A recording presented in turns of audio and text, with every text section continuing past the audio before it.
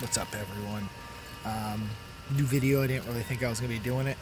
Had a client who was moving, had a ton of pothos at her house, so said I could take whatever I wanted. So I did a bunch of trimmings, clippings, trying to fill up a bunch of the tanks, get everything clear, get all the nitrates out, and wrap them all around the pond. So I'm going to get all that set up. I'm going to pull everything out. I'll show you guys kind of where I'm doing it. Some are going to be permanent. Some are just going to be hanging in the pond for now, just so we can kind of get roots going, get everything going, and then move them.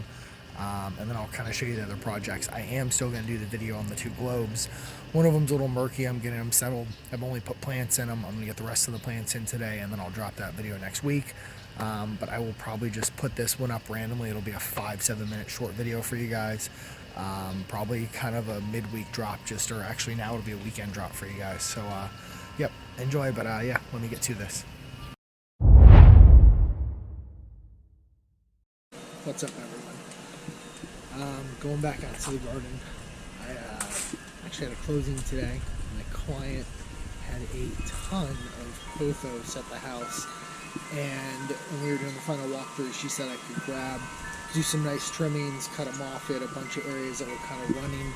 It was an area that she needed re-landscape, so she was going to have to pull them out anyway, and at least this way I can use them. So I'm going to turn this around and show you guys kind of what I'm thinking here, and then we'll kind of go from there.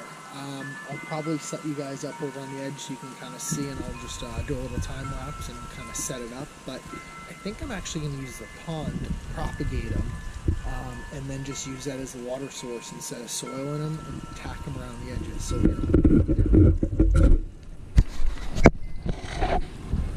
okay, so look at all this. I have so many nice pieces. I know I will lose some of the leaves as we go through this, but I'm going to set you guys up. I'm going to see if this is possible. What's up, everyone? It was possible. I'm going to do a voiceover for this part. It was probably 15 minutes of me messing around, scaping, dealing with the waterfall. I sped it up like 4x, so it's 3 or 4 minutes for you, and I'm just going to talk over it. But I'm going to show you here what I'm using to hang these pothos. It's just a suction cup with a very tiny zip tie.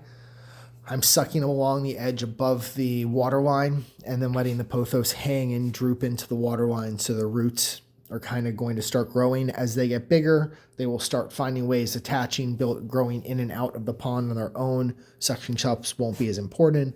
Right now, it's just for me trying to get them all acclimated from trimmings from another home and actually getting them rerooted, propagated, and moved over here. I didn't want to chop them up into a million pieces if I didn't have to and propagate. That's what most people do to put them in pots. I actually wanted the length and let them kind of grow, be filters around the edge of the pond, but give some aesthetics. Like here, I'm tucking it in. There's nothing really I could get to grow in this little area, but a pothos will be perfect.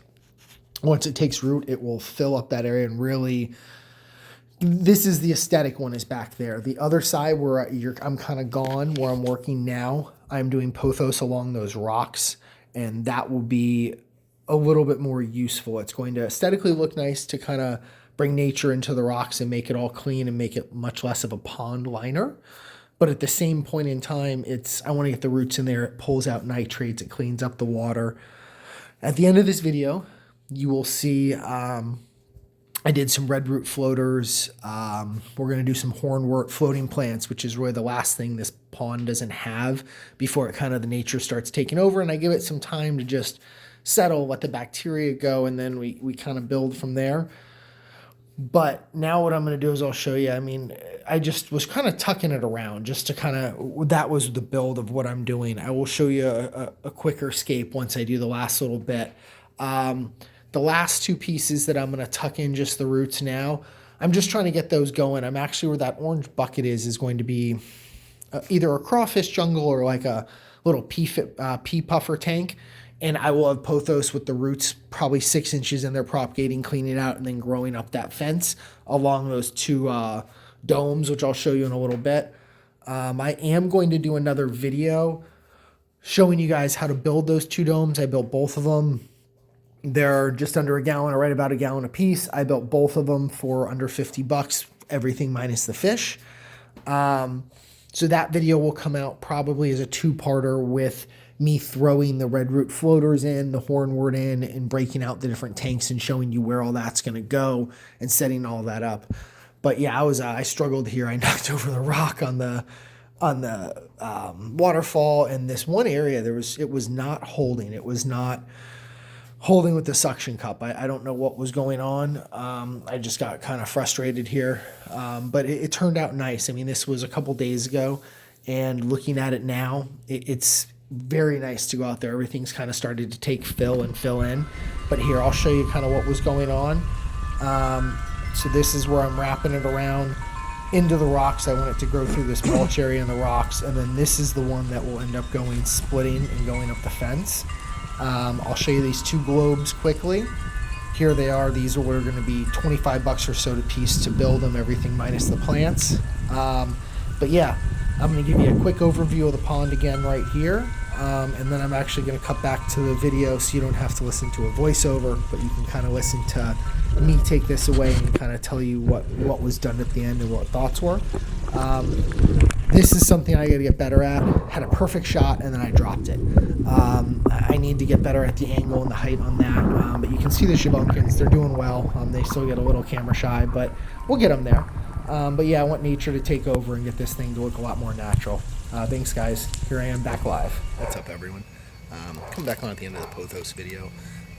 This whole video is a last-minute thing. I was going to do a short video on the 2-round globe builds, and then a more in-depth build video on how I did the deck, how I did the pump, all of that. So that's all coming, and then we have a full axolotl tank breakdown coming. So we got a bunch of videos in the next month or so, just kind of letting you guys know what's going on around here. But I am, besides the pothos, I had ordered some floating plants. It's the last thing I don't really have. Hornwort aren't really floating plants, but when you root them, the roots usually decay and die, so they're better to be floated, and they kind of become a top. And I did red leaf floaters as well. So here's this. I got a bag of a ton. It's like a couple cups of hornwort. I'm going to flip you guys around, but the one thing I wanted to tell you is when you do it, don't throw it right in your tank. They have snails, they have all sorts of little bugs. Clean them off, throw them in a bucket of water in the sun and let them sit for a couple days. I'm going to flip this around and show you what we... So they sent an extra plant, but I'm going to see if I can find them. And then somebody in the comments will need to let me know what's going on. But like, yeah, here we go. So I know you won't be able to pick it out. It's easier for me. But there's this one, see the thing swimming right next to the leaf right over here? No idea what that is. It's not baby shrimp, but there's a bunch of them in here. So trying to see what they are, because I really want to get this clean. I want to know what that is before I throw any of this in my aquariums, my ponds. So if anyone has any idea, let me know. I'm going to do a little reel on this too, but it's just something in the end. I'm going to be floating it on this end over here, so we'll have it floated through here, and then I am going to do a whole bowl. The second bottom bowl is going to be all hornwort with shrimp, and the top bowl I throw ghost shrimp in, but there's going to be red reef floaters, the java fern, and then this one's probably going to be a couple guppies I find, almost like saving them kind of thing, just to throw them in the pond. But yeah, so here we are. Enjoy. Something for fun. Everyone always likes to see them. Got the lights on now, so we're just gonna hang out. It's food time. We got a couple of shrimp up top here. He's gonna come right out and say what's up. So, give all these minutes to shine. I'm not gonna take this away. This is gonna be excess clips at the end. If you guys stand this long, you enjoy this kind of stuff. It's coming right at it. This is killing for you guys. Doesn't get any better than that. Flowing up, hanging out. So what I was going to say is I have two iridescents in here that probably look so tiny on the screen. But they're getting fat.